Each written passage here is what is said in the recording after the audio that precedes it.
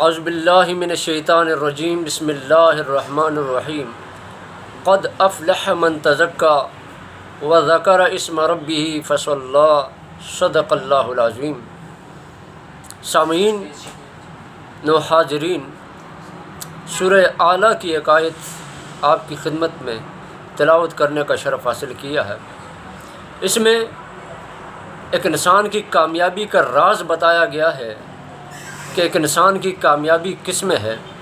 اگر ان چند جملوں پہ، چند الفاظ ان پر بندہ غور کرے اور عمل کرے تو اس کی دنیا اور آخرت سنور سکتی ہے۔ فرمایا قد، تحقیق، افلح، فلاح پائی، کامیاب ہوا، من تزکا، جس نے اپنا من پاک رکھا۔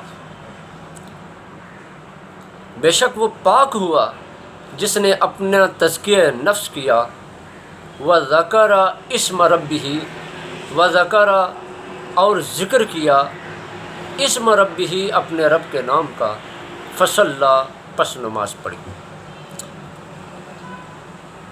ذکر کرتا رہا اللہ کے نام کا، نماز پڑھتا رہا اور تزکیہ نفس کیا۔ یہ تین باتیں جس انسان کے اندر موجود ہیں، فرمایا وہ کامیاب ہے۔ کسی کی کامیابی کی گواہی اس کا بیٹا دیتا ہے، کسی کا اس کا باپ دیتا ہے، کسی کی کامیابی کی گواہی اس کا استاد یا شاگرد دیتا ہے، کسی کی کامیابی کی گواہی اس کا پڑوسی دیتا ہے۔ قربان جائیے اس انسان پر جو تزکیہ نفس کرنے والا ہے، قربان جائیے اس انسان پر جو اللہ کی یاد میں اپنے دن و رات گزارنے والا ہے۔ خوش نصیب ہے وہ انسان جو نماز پڑھنے والا ہے کہ اس کی گواہی اس کا باپ نہیں، اس کی گواہی اس کا بیٹا نہیں، اس کی گواہی اس کا ہمسایہ نہیں، اس کی گواہی تمام کتابوں کی سردار اللہ تعالیٰ کی کتاب قرآن کریم اس انسان کی کامیابی کی گواہی دے رہا ہے کہ جو انسان اپنا تزکیہ نفس کرنے والا۔ قد افلح من تزکا، جس نے اپنے من کو پاک کیا وہ کامیاب ہو گیا۔ اب دیکھیں، نماز سے پہلے ذکر آ گیا تزکیہ نفس کا، ذکر سے پہلے تزکیہ نفس کا بیان آیا تو پتہ چلا کہ یہ دل کی صفائی بہت ضروری ہے۔ اس سے کینے کو نکالنا چاہیے، بغض کو نکالنا چاہیے، حسد کو نکالنا چاہیے، کفر کو نکالنا چاہیے، شرک کو نکالنا چاہیے، اس دل کو پاک کرنا چاہیے صرف اپنے رب کے لیے، بس اس میں رب کی یاد ہو، دل پاک صاف ہو۔ یہ اللہ کے ذکر کی آماجگاہ ہے، اس میں اللہ کا ذکر ہونا چاہیے، رب کی محبت ہونی چاہیے، پیارے رسول کی محبت ہونی چاہیے، آقا کریم کے صحابہ اہل بیت اطہار کی محبت ہونی چاہیے، اولیاء، صلحاء، اوتاد، اقطاب، ابدال کی محبت ہونی چاہیے، قرآن کی محبت ہونی چاہیے، اور باقی وہ چیزیں کہ جو اللہ کی ناراضگی کے سبب بنتی ہیں اس سے دلوں کو صاف پاک کرنا چاہیے۔ پھر فرمایا وذکر اسم ربہ، اور وہ بھی کامیاب ہے جو اللہ کا ذکر کرتا رہا۔ میرے دوست، قرآن کریم سورہ بقرہ میں رب کریم فرماتا ہے فاذکرونی اذکرکم، میرے بندے تو مجھے یاد کر میں تجھے یاد کروں گا، تو میرا ذکر کر میں تیرا ذکر کروں گا، تو زمین پہ یاد کر تجھے آسمان پہ یاد کیا جائے گا، تو دعا سے یاد کر تجھے عطا سے یاد کیا جائے گا، تو اپنے رب کی یاد اپنے دل میں رکھ، تو پھر کیا ہوگا؟ فرمایا قد افلح، تو کامیاب رہے گا۔ فصلی، نماز پنجگانہ کی پابندی کر، تیری فلاح کی گواہی قرآن دے رہا ہے۔ تو میرے دوست، ہم سوچیں کیا یہ تین چیزیں ہمارے اندر موجود ہیں؟ یہ تین باتیں ہمارے اندر موجود ہیں؟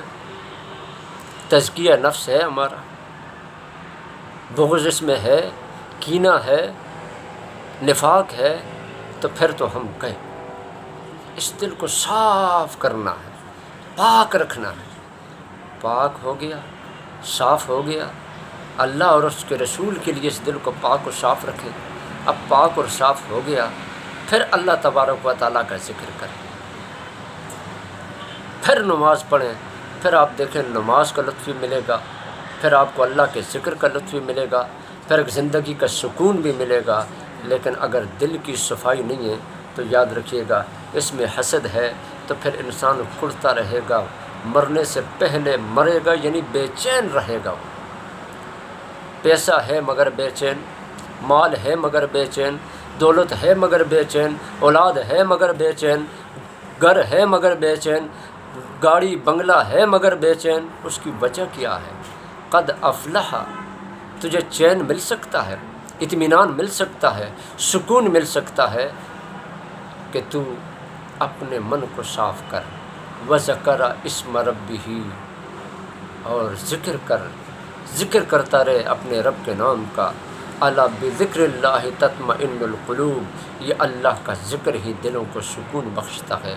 پھر فرمایا فصلی، پس نماز پڑھتا رہے، نماز پڑھتا رہے، نماز پڑھتا رہے، اس لیے کہ بے حیائی سے روکتی ہے۔ نماز پڑھتا رہے، یہ دین کا ستون ہے۔ نماز پڑھتا رہے، یہ جنت کی چابی ہے۔ تو نماز پڑھتا رہے، یہ مومن کی معراج ہے، یہ تجھے بلندی پر لے جائے گی، اونچائی پر لے جائے گی، کامیابی کی طرف لے جائے گی، فلاح کی طرف لے جائے گی۔ اللہ تعالیٰ مجھے اور آپ کو اس پہ عمل کی توفیق عطا فرمائے۔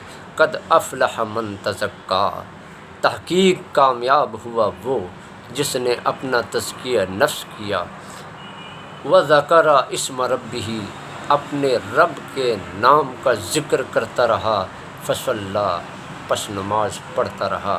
یہ چار اوصاف خوبیاں جس کے اندر ہیں، میرے اور آپ کے رب اللہ تبارک و تعالیٰ نے فرمایا وہ کامیاب ہے، وہ کامیاب ہے۔ اللہ تعالیٰ مجھے آپ کو کامیابی نصیب فرمائے، آمین یا رب العالمین۔